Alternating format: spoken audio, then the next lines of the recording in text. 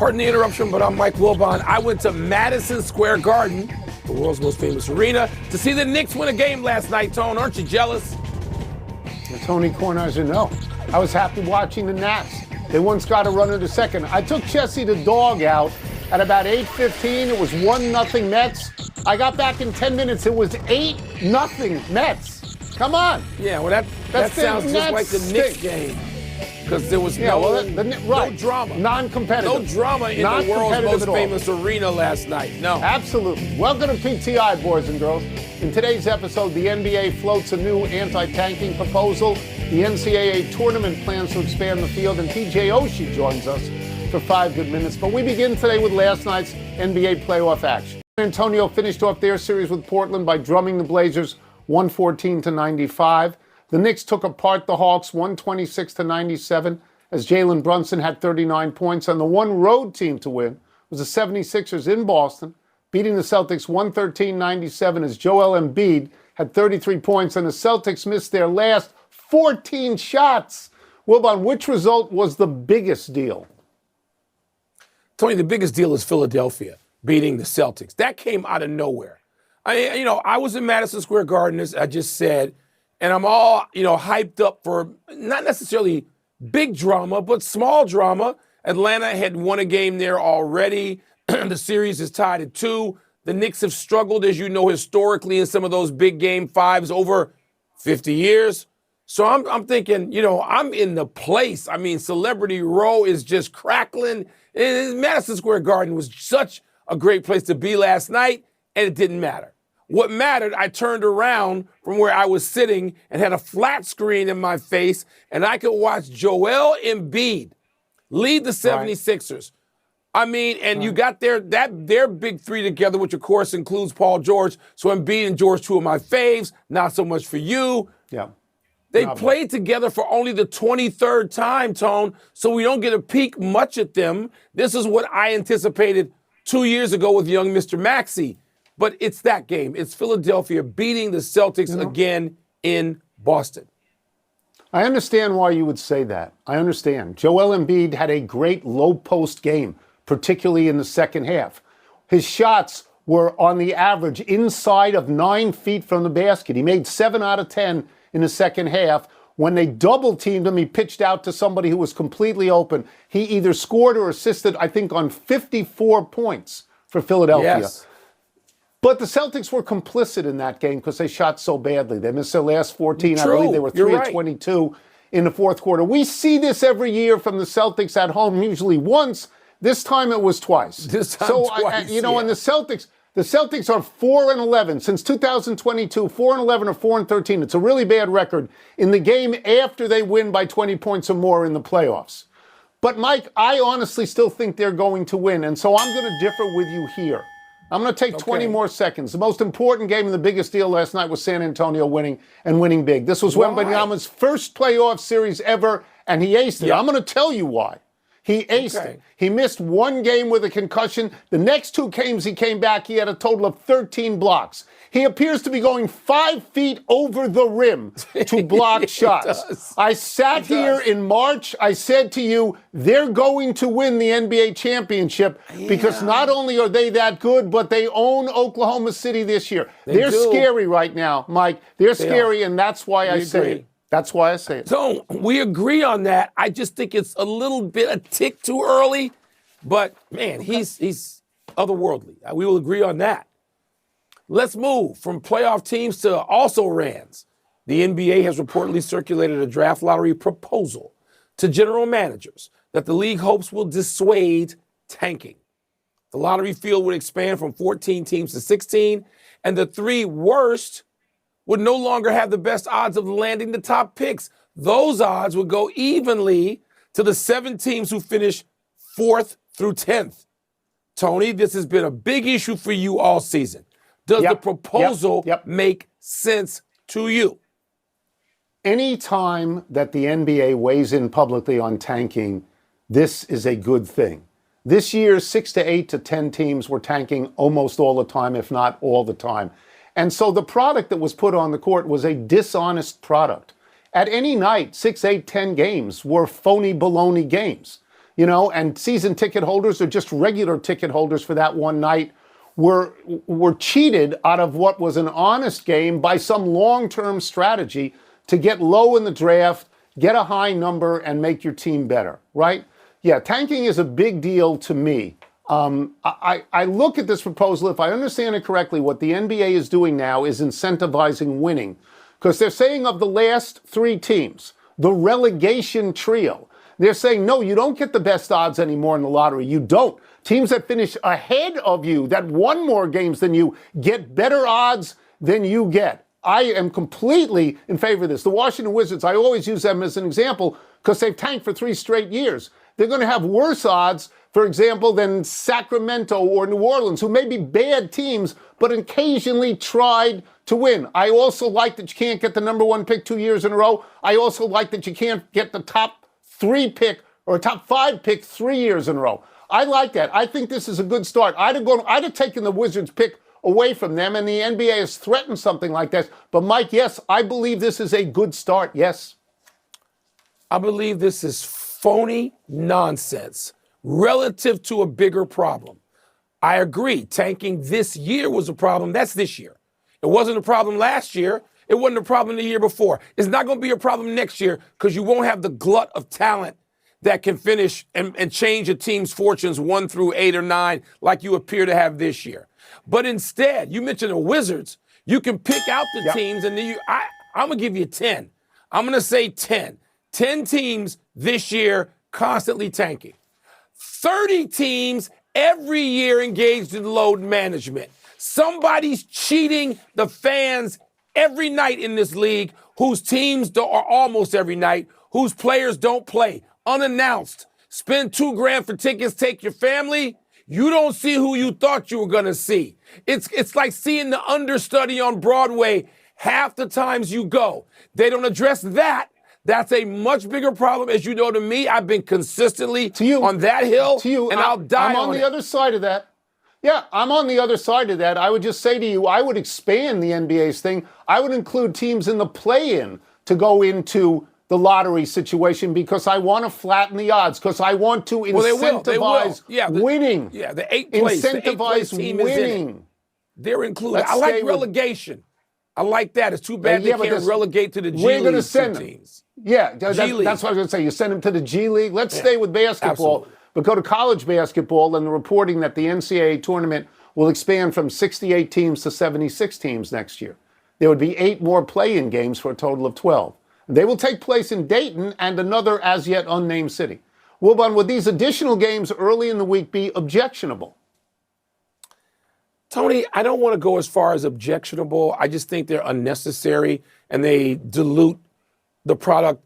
One of the greatest things in recent American sports, so since 1985, when the tournament began to most resemble what it is now, has been the NCAA basketball tournament.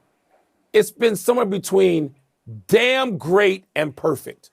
And they just got to keep tinkering. They got to keep adding more teams. It's like everybody's got to add more. NFL, 16, it's a perfect season, but let's go to 18. No, more is not better. So is it objectionable? I don't know. I'm going to watch the games. They're going to put those play-in games in. The problem is it's just a money grab for the big conferences who already make all the money, because you're going to get teams that go 18 and 16, and you're going to put them in. You're not going to become more inclusive. So, objectionable, I won't go that far. Annoying as hell, I'll go that far. Yeah. I think we're headed to 96. I think that's the goal. I think we're headed for an extra week of the tournament. I don't know when that's going to happen. In terms of this, if you tell me, I'd like to believe that the 8 teams that are coming in are going to be from smaller conferences instead of the 11th place finisher in the SEC, but I know that that's not true. I want to avoid, the reason I want smaller teams is because I want to avoid the very real thing that happened this year with Miami of Ohio, when people said, if you lose in your tournament, you're not getting in, even though you're like 31-0 or something like that. But to your point, I think we're going to get 17 and 16 Auburn and 19-15 Oklahoma and 18-14 Indiana, all of whom had losing records in their conferences. But I'll look on the bright side in this sense, Mike. Like you, I watch the play-in games. Like you, I like the play-in games. I'm not opposed to the play-in games as long as we understand what they are. But don't let conference teams play conference teams. Don't gang up on the MEAC or My America East. Don't just throw people to the wolves. Agreed. You know, and if you don't do that, I'll give it a chance. If you don't do that, I'll give it a chance. Let's take a break. Coming up, Connor McDavid and the Oilers stay alive against the Ducks. But what do they need to force a Game 7? And could the Penguins beat the Flyers for a third straight time tonight? Oh, we got questions. Tony, the reason why it's not going to 96 is the big conferences are going to pull out. Because the big conferences are going to leave. The Big Ten, the SEC, they're... We've got Stanley Cup playoff questions for our great friend ESPN NHL analyst TJ Oshie. Let's start with this. The Oilers avoided elimination last night. What do they need to do to force the Ducks into a Game 7? They got to play playoff-style hockey. They have to make things very hard on a young Anaheim Ducks team. Yes, they have some veterans, but they got to play a playoff-style game. No turnovers, no free offense in the neutral zone. The Anaheim Ducks get turnovers in transition. They're very, very dangerous. Make them defend all game. Edmonton has the big dogs to back it up and put points on the board.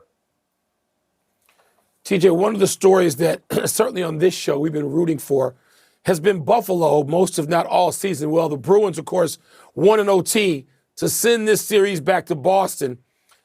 Buffalo, of course, is still up 3-2, but any reason that the Sabres should be feeling nervous right about now?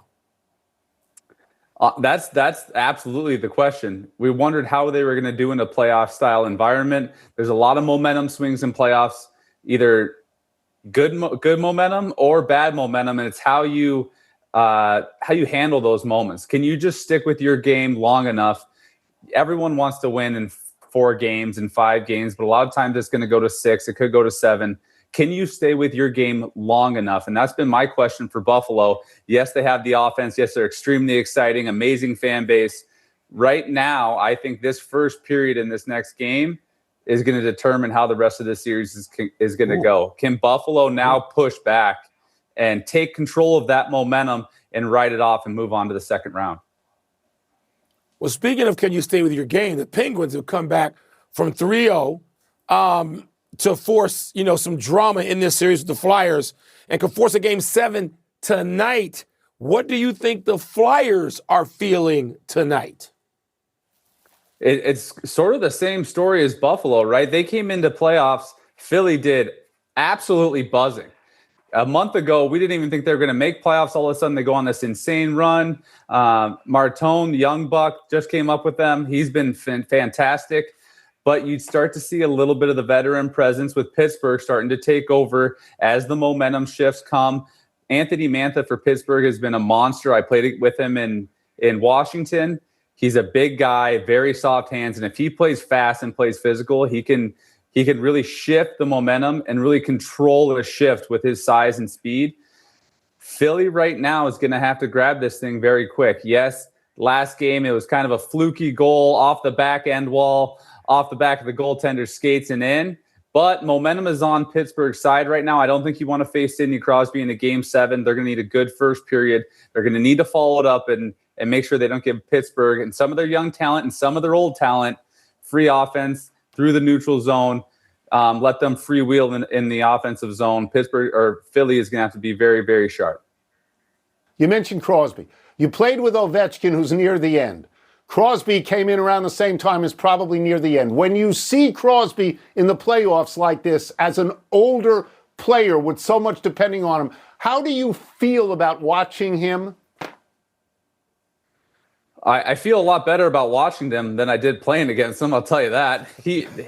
His experience, his all-around game is probably second to none of anyone that I've played against. He's good in every facet of the game, offensively, defensively. He's got a strong stick. He's still a great skater, even as he's getting older.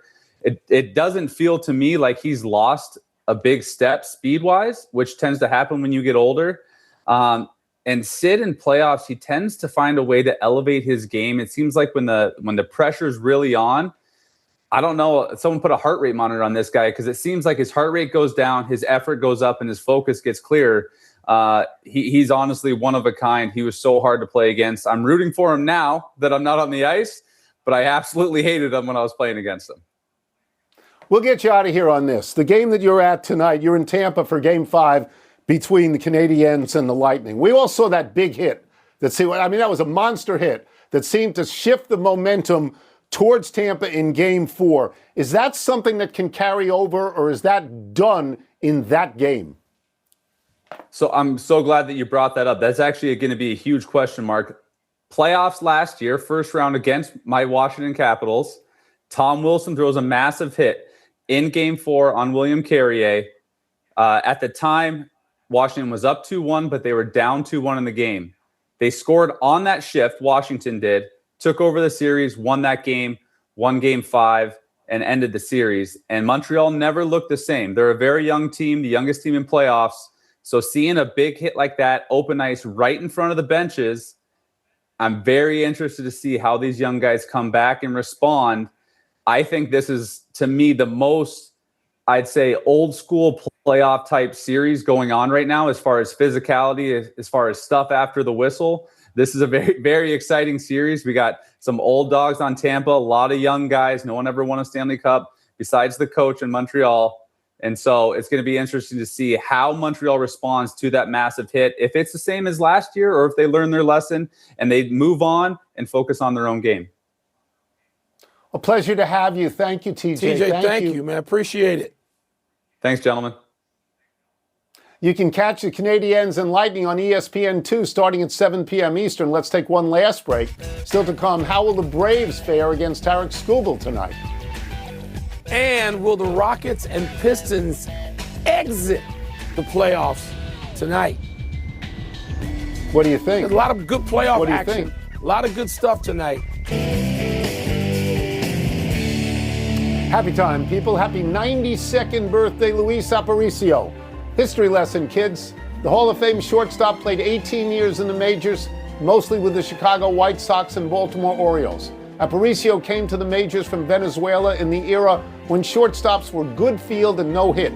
Aparicio's career batting average was .262, and he only hit 83 home runs in 2,599 major league games. But he was a 9-time Gold Glove at short, a 13-time All-Star, and he led the American League in stolen bases 9 times. Aparicio was Rookie of the Year in 1956 with the White Sox, and he was on the Orioles' 1966 World Series champions. Aparicio at short, Brooks Robinson at third. No cheap hits there. Tone, you know about my Cubness, obviously, but in my house growing up, all of my first games were going to see at Comiskey Park little Louis Aparicio. Banks and Aparicio. My father was a White Sox fan only. I did not see Banks in person until I was 10. Aparicio, wearing number 11, I believe, in a White Sox uniform, he was the big figure in my days growing up. Great, great, great ball player. Happy anniversary, Randy Moss. On this day 19 years ago, the Raiders traded their star wide receiver to the Patriots for a 4th-round pick after Moss admitted he was unhappy with the lack of success in Oakland. The Patriots then had their greatest season ever, finishing 16-0. Moss set an NFL record with 23 touchdown catches, one better than Jerry Rice's old mark of 22. Moss was quiet in the postseason, but scored the go-ahead touchdown with 2:42 left in the Super Bowl on a 6-yard pass from Tom Brady. Unfortunately for New England, Eli Manning, David Tyree, Plaxico Burress, and the Giants had a late answer to end the Patriots' perfect season. You don't have to depend on the draft. That same year, the Patriots traded a 2nd and a 7th for Wes Welker, who went on to catch 112 passes that season, Tony. Those are acquisition homes. That's like Red Auerbach had gone, across the way from the Celtic offices to the Patriots to get that thing done. Happy trails, Kevin Durant. The Rockets forward is out for tonight's elimination game against the Lakers due to a left ankle sprain. Durant missed game 1 of the series, injured his ankle in game 2, and sat for games 3 and 4 as the Lakers have built a 3-1 series lead. All of this comes after Durant finished 2nd in the league in minutes played during the regular season. The Lakers can advance tonight, and so can the Magic, Wilbon. Do you like each of their chances? Tony, I think Detroit's going to win, though. I think they're going to beat the Magic, particularly if Franz Wagner, who is uncertain right now, as we sit here a couple hours before game time, is not able to go. I think the Pistons will extend that series. Lakers win, right? Lakers win at home, but they got to, they're working guys back into the lineup. It's not automatic, but Lakers win at home. All right. Let's go to the big finish then. The Red Sox placed ace Garrett Crochet on the 15-day IL with shoulder inflammation. Your thoughts? Tony, a 6.3 ERA. Plus, they want him to start. Last one, Yes, Raptors and Cavs, Game 5 tonight. Who you got? Cavaliers, I think, will win that series at home, but Toronto's got a little momentum, having won both games in Canada. We're out of time. We will try to do better the next time. I'm Tony Kornheiser. I'm Mike Wilbon. Same time tomorrow, knuckleheads. And now, here's SportsCenter. How many hours you be on TV tonight?